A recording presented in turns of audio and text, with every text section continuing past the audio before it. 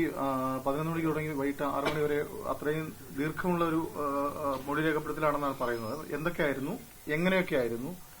ഇന്നൊടുവിൽ PD പറയുന്നത് ഇനി വിളിപ്പിക്കേണ്ടതില്ല എന്നൊരു നിലപാടാണ്.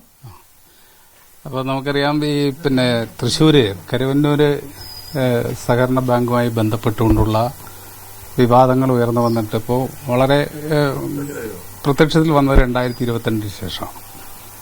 അപ്പോൾ അതിനുശേഷമാണ് എൻഫോഴ്സ്മെന്റ് ഡയറക്ടറേറ്റിന്റെ ഇടപെടലുണ്ടാകുകയും അത് സംബന്ധിച്ചുള്ള അന്വേഷണം ആരംഭിക്കുകയും ചെയ്തു.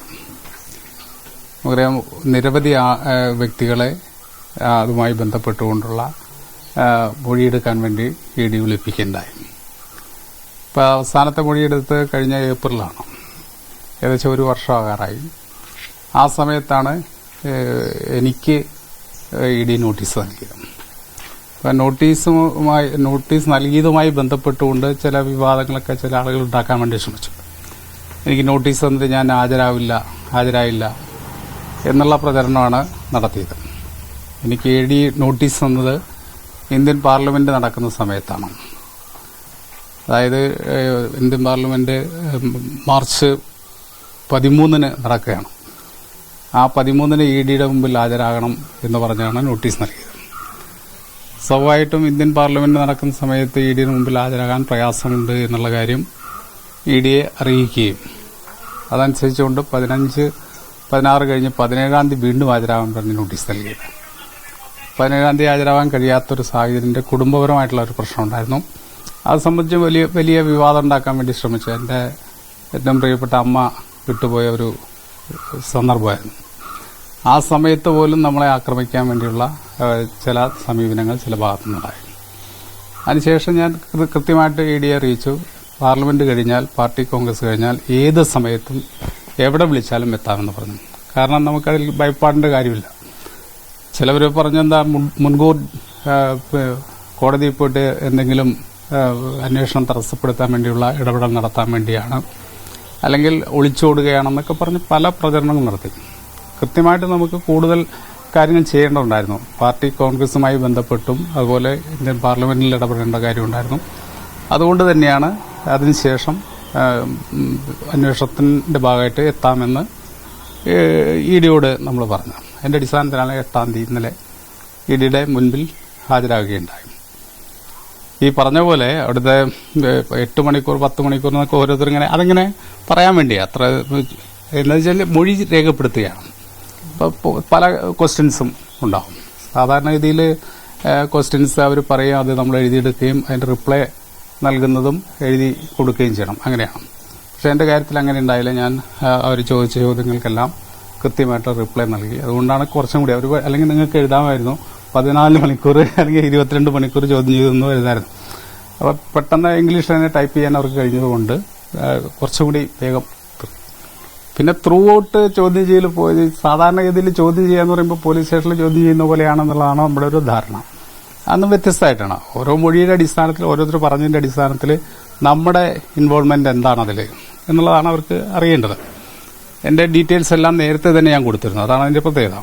അതായത് ഞാൻ ഇന്നലെ പോകുമ്പോൾ കൊണ്ടുപോകല്ലേ, ഇത് നേരത്തെ തന്നെ എന്റെ ബാങ്ക് അക്കൗണ്ടിന്റെ ഡീറ്റെയിൽസ്, എന്റെ പ്രോപ്പർട്ടിയുടെ ഡീറ്റെയിൽസ്, അതുപോലെ പാൻ കാർഡ്, ആധാർ കാർഡ്, പാസ്പോർട്ടിന്റെ കോപ്പി, ഇതെല്ലാം അഡ്വാൻസ് ആയിട്ട് കൊടുത്തിരുന്നു. അപ്പോൾ അവർക്ക് പരിശോധിക്കാനുള്ള സംവിധാനം ഉണ്ടല്ലോ. അപ്പോൾ പരിശോധിച്ചതിന് ശേഷം അത് സംബന്ധിച്ച് യാതൊരു ചോദ്യവും ചോദിച്ചില്ല.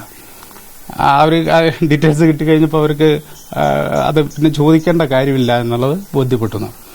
പിന്നീട് പാർട്ടിയുടെ ഇടപെടൽ ഈ കരുവന്നൂർ ബാങ്കിൽ, പ്രത്യേകിച്ച് DC-യുടെ ഭാഗത്തു നിന്നുള്ള ഇടപെടലിനെ കുറിച്ചുള്ള ചോദ്യങ്ങളായിരുന്നു. അതിൽ അവിടെ അക്കൗണ്ട് തുടങ്ങി, പാർട്ടി DC-യുടെ അക്കൗണ്ട് അവിടെ തുടങ്ങി എന്നുള്ള ഒരു കാര്യമാണ് അവർ ചോദിച്ചു മനസ്സിലാക്കുന്നത്. അതുപോലെ പാർട്ടിയുടെ തീരുമാനമനുസരിച്ചുകൊണ്ടാണ് കീഴ്ഘടകങ്ങളിൽ അക്കൗണ്ട് തുടങ്ങുന്നത് എന്നുള്ള ചോദ്യമാണ്. അതിന് രണ്ടിനും കൃത്യമായിട്ടുള്ള ഞാൻ മറുപടി കൊടുത്തു. പാർട്ടി കീഴ്ഘടകങ്ങൾ, അതായത് ബ്രാഞ്ചിനോ ലോക്കൽ കമ്മിറ്റിക്കോ ഏരിയ കമ്മിറ്റിക്കോ ജില്ലാ കമ്മിറ്റിക്കോ സംസ്ഥാന കമ്മിറ്റിക്കോ ഒക്കെ തന്നെ അക്കൗണ്ട് തുടങ്ങാൻ സ്വതന്ത്രമായിട്ടുള്ള അധികാരമുണ്ട്. ആ കാര്യം ഞാൻ അവരോട് വ്യക്തമാക്കി. അതിൽ പാർട്ടി മേൽക്കമ്മിറ്റിയുടെ നിർദ്ദേശത്തിന്റെ ആവശ്യമില്ല.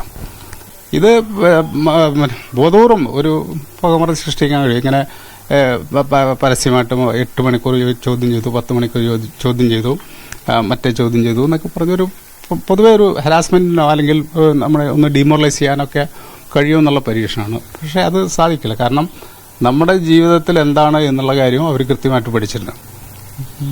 ഞാൻ ജില്ലാ കൗൺസിൽ മെമ്പറായി 91 തൊട്ട് തുടങ്ങിയതാണ്. 5 പ്രാവശ്യം MLA ആയി, 2 പ്രാവശ്യം മന്ത്രിയായി, 1 പ്രാവശ്യം സ്പീക്കറായി, ഇപ്പോൾ MP ആണ്.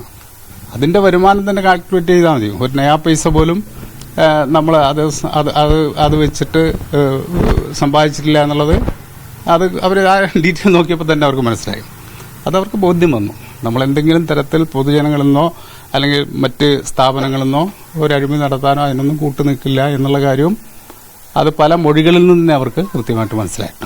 അതിന്റെ അടിസ്ഥാനത്തിൽ ഇനി ചോദ്യം ചെയ്യേണ്ട ആവശ്യമില്ല എന്നുള്ള രീതിയിലാണ് എന്നോട് പറഞ്ഞത്. ഞാൻ പറഞ്ഞു ചോദ്യം ചെയ്യണമെങ്കിൽ ഇനി എന്തെങ്കിലും ക്ലാരിഫിക്കേഷൻ വേണമെന്നുണ്ടെങ്കിൽ തരുന്നതിന് യാതൊരു തടസ്സമില്ലാന്ന്. അങ്ങനെ വരട്ടാൻ പറ്റുമോ? നമ്മളെ വരട്ടണമെങ്കിൽ അതിനുള്ള കാര്യക്കാരൻ നമ്മളെ കള്ളന്മാരാണെങ്കിലല്ലേ വരട്ടേണ്ട ആവശ്യമുള്ളൂ. നമ്മളെല്ലാം ട്രാൻസ്പെറന്റ് ആയിട്ട് പറയല്ലേ, പിന്നെ എന്താണ് നമ്മളെ സാധാരണ ED മണിക്കൂറുകളോളം ചോദ്യം ചെയ്തു സാധാരണ പുറമെ അതാണത്. ശരിക്കും ഒരു മണിക്കൂർ നേരമാണ് എന്നോട്. ബാക്കിയൊക്കെ എന്താ വെച്ചാൽ ഈ മറ്റ് ഫോർമാലിറ്റീസ്, ചായ കുടിക്കല്, എന്നോട് ഇടയ്ക്കിടയ്ക്ക് ഭക്ഷണം കഴിച്ചോ, അത് ആ രീതിയിൽ അങ്ങനെയുള്ള ഒരു ഇതാണ്.